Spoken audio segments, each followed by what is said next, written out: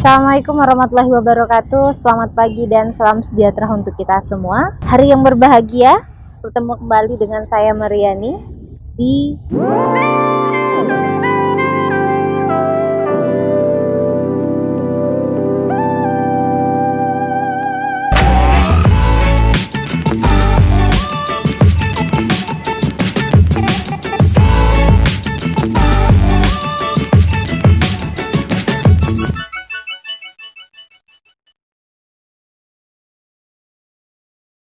channel kami, Andaria Channel.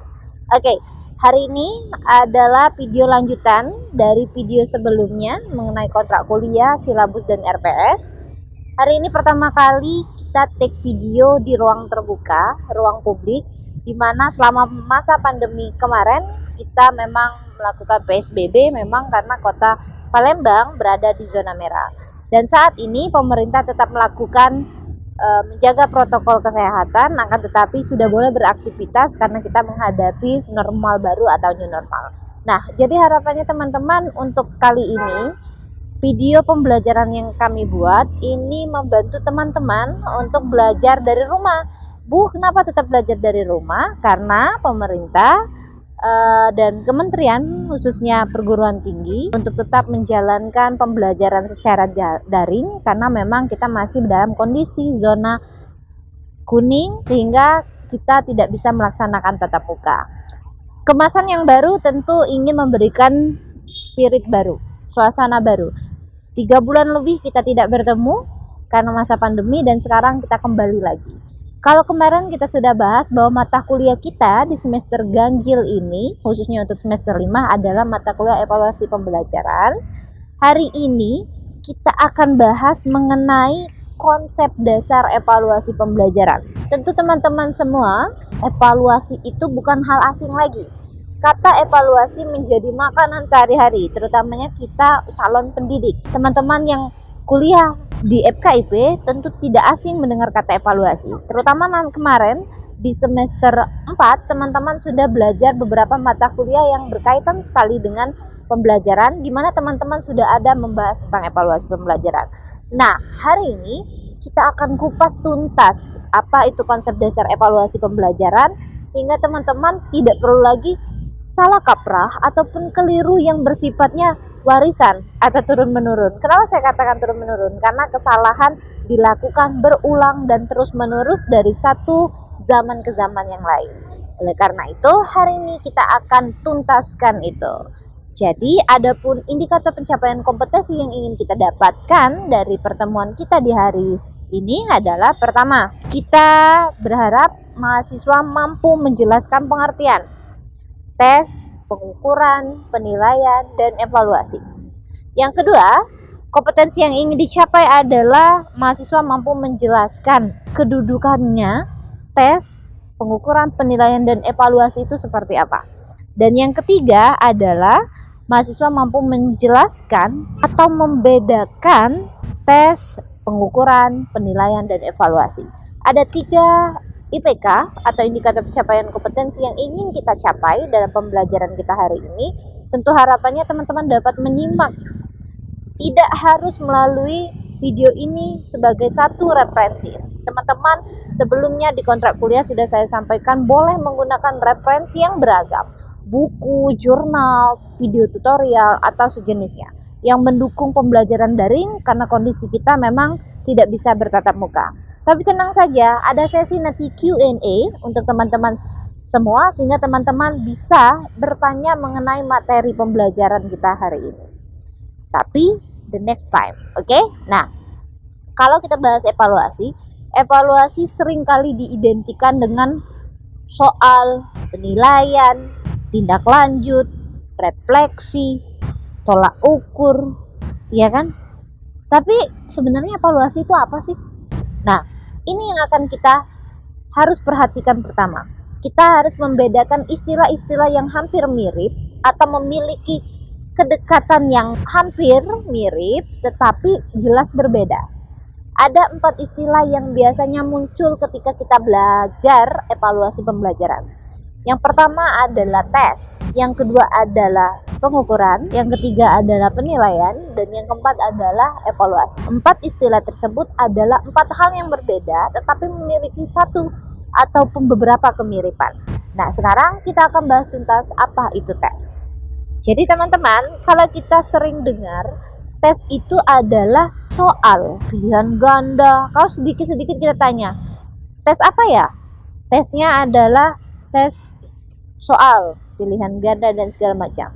Sebenarnya tes itu apa sih? Tes adalah seperangkat alat yang mengukur atau alat yang digunakan untuk mengukur sesuatu yang sifatnya itu benar atau salah dan biasanya mampu mengukur kemampuan siswa. Artinya tes ini adalah alatnya atau instrumennya. Tentu teman-teman tahu, ketika kita di dalam pembelajaran, kita tidak harus selalu menggunakan tes. Tapi dalam suatu kompetensi, terutama kompetensi kognitif, kita menggunakan yang namanya istilah tes. Tes itu contohnya seperti apa, Bu? Misalnya, satu kompetensi kita ingin membuat satu tes untuk mengetahui di bab ini siswa saya sudah paham atau belum materinya.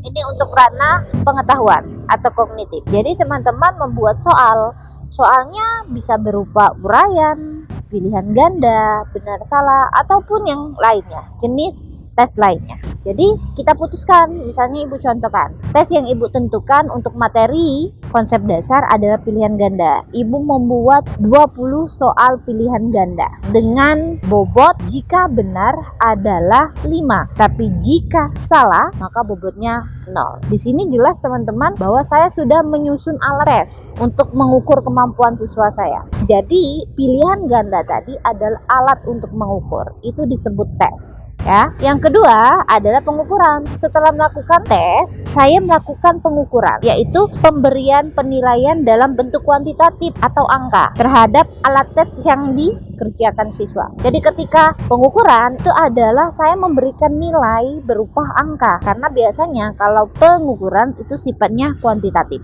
Nah teman-teman, dari ilustrasi yang pertama saya akan membuat soal 20 pilihan ganda, 20 pertanyaan pilihan ganda dengan skor benar 5, salah 0. Dari sana saya mengukur. Saya anggap misalnya ada siswa A benar menjawab pilihan ganda sebanyak 8. Tentu dengan skor yang saya buat tadi, ya, teman-teman bisa menentukan berapa nilai atau skor yang diperoleh. Ada soal 20 benar 8, berarti dia hanya menghasilkan 45. Ada siswa B, dia benar adalah 20 soal, berarti dia mendapatkan skor betul sekali 100. Itu adalah pengukuran. Jadi pengukuran adalah proses setelah adanya alat evaluasi. Yang ketiga adalah penilaian. Nah, kalau penilaian dia lebih ke bermakna, bagaimana memaknai, artinya suatu proses yang bersifatnya kualitatif. Dia memberikan judgement terhadap proses pengukuran yang telah dilakukan. Setelah diketahui bahwa si A skornya 45 dan si B skornya beroleh 100, maka saya sebagai guru bisa menjudge suatu kompetensi yang di saat ini saya minta adalah berdasarkan acuan kriteria. Misalnya di sekolah ada istilah KKM. Jadi ini adalah ketuntasan minimum. Pelajar PPKN di SMA kelas 10 misalnya, KKM-nya adalah 75. Maka saya menjudge nilai si A dan si B. Si A tadi skornya hanya 45, berarti dia tidak memenuhi KKM, artinya dia tidak tuntas. Sedangkan si B nilainya 100, yang menunjukkan bahwa dia tuntas atau di atas dari KKM. Itu yang disebut penilaian. Kalau penilaian dia hanya fokus melihat kompetensi belajar siswanya saja. Jadi ketika saya menilai itu hanya di kategori tadi ranah kognitif di bab pertama atau di pertemuan pertama yang dicontohkan, maka saya hanya memberikan penilaian terhadap penilaian anak terhadap hasil belajar yang ditunjukkan tadi. Itu penilaian. Bukan berarti penilaian saya bisa mengatakan bahwa PPKN si A itu buruk, padahal yang saya nilai hanya di kompetensi bab 1 saja. Itu namanya penilaian. Yang terakhir adalah istilah evaluasi. Evaluasi inilah yang menjadi tidak hanya berfokus pada hasil belajar, tapi juga melakukan evaluasi selama kegiatan belajar mengajar. Jadi misalnya begini, evaluasi ini ketika sudah kita mendapatkan menjudge bahwa si A, si B tadi seperti ini, maka kita ada refleksi terhadap proses pembelajaran. Sebenarnya kenapa A itu mendapatkan nilai seperti ini? Apakah materi saya yang sulit untuk dipahami, atau mungkin strategi pembelajarannya, atau mungkin ada faktor-faktor lain yang mempengaruhi hasil belajar siswa tersebut. Evaluasi juga tidak hanya sebatas proses untuk memberikan masukan kepada gurunya, tapi juga ke siswanya. Sehingga di sini ada tindak lanjut di evaluasi, mengambil keputusan untuk melakukan apa lagi untuk selanjutnya. Jika tadi ya si A nilainya 45, apakah dia harus melakukan remedial untuk tindak lanjut, atau yang 100 tadi si B, maka apa yang harus diberikan tindak lanjutan? Berupa pengayaan. Nah, istilah 4 tadi, mulai dari tes, ukuran, penilaian, dan evaluasi, itu tidak bisa dipisahkan. Dalam artian seperti ini, saya tidak bisa melakukan evaluasi sebelum 3 tahap ini terjadi. Jadi kesimpulannya apa, Bu? Saya tidak bisa menilai si A itu PPKN-nya jelek nilainya. Ini yang salah kaprah. Hanya gara-gara saya melihat tampangnya atau mukanya subjektif sekali. Misalnya murung atau orangnya pendiam, saya langsung menjudge seperti itu. Itu tidak bisa digunakan. Oleh karena itu, teman-teman, 4 tahap tadi atau 4 istilah sebenarnya itu tidak bisa dipisahkan. Dan kesimpulannya bahwa jika kita tidak membuat alat tes, maka tidak bisa melakukan pengukuran. Yang kedua, jika tidak melakukan pengukuran, maka tidak bisa melakukan penilaian. Bagaimana saya menilai, menjudge kalau saya tidak mengukur dulu dengan alat tes? Dan yang terakhir, jika tidak melakukan penilaian, maka kita tidak bisa melakukan evaluasi dengan baik dan benar. Jadi ketika ada kekeliruan yang warisan tadi, sifatnya warisan atau turun-temurun, melakukan evaluasi dengan sembarangan, maka nanti tindakan yang dilakukan pun akan sembarangan, tipu-tipu, sehingga nanti dijuluki sebagai guru tipologi. Tiba-tiba si A dapat nilainya 85, padahal dia tidak melakukan tes, tidak melakukan pengukuran, tidak melakukan penilaian. Maka itu dapat dari mana? Sulap simsalabim? Tentu tidak. Nah, teman-teman, hakikatnya konsep-konsep dasar ini harus kita pertimbangkan sehingga kita melaksanakan kegiatan belajar mengajar yang tepat dan benar. Sehingga evaluasi pembelajaran terlaksana sesuai dengan tujuan dari pembelajaran kita dan mendukung tujuan pendidikan nasional. Tentu teman-teman, 4 istilah ini bukan hal mudah untuk dilakukan jika tidak kita pelajari secara mendalam. Maka inilah gunanya ada mata kuliah evaluasi pembelajaran. Teman-teman bisa melakukan evaluasi secara tepat jika teman-teman memahami terlebih dahulu konsep-konsep dasar evaluasi pembelajaran. Sampai di sini ada yang ingin ditanyakan?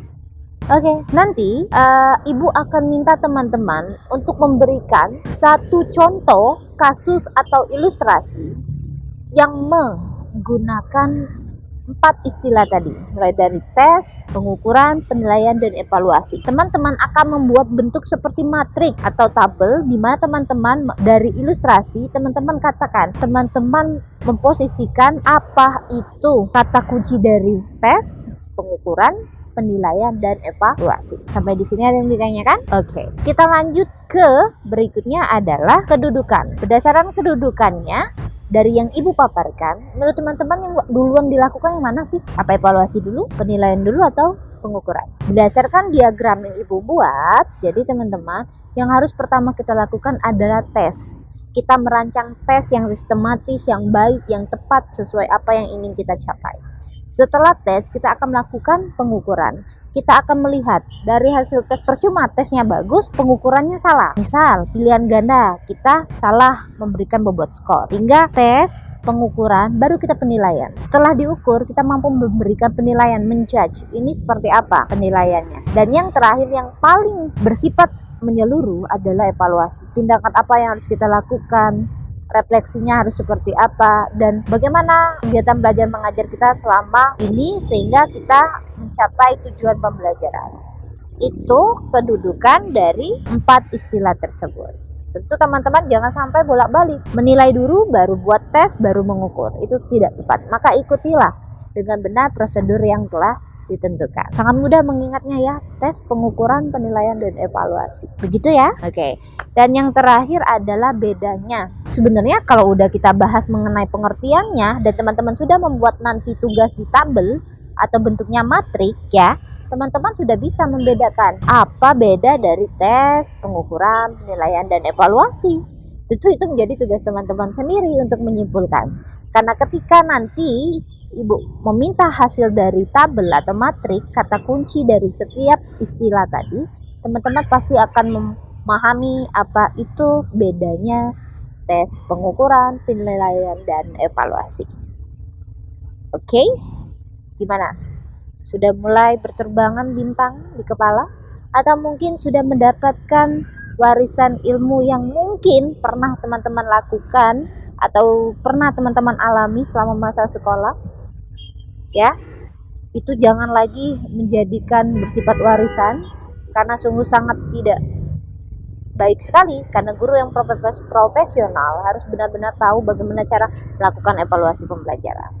Oke guys, jadi hari ini di ruang publik dengan udara yang segar, menyejukkan, dan walaupun dalam kondisi daring kita tetap melaksanakan pembelajaran, dan teman-teman Ibu harap bisa lagi memenuhi tugasnya tadi, yaitu membuat tabel atau matrik. See you next time di video-video berikutnya, dan jangan lupa jaga kesehatan, ikuti protokol kesehatan agar meminimalisirkan penularan pandemi COVID-19, terutama menjauhkan diri kita dari pandemi ini, khususnya keluarga. See you next time. Jangan lupa like, comment, and subscribe. See you. Bye.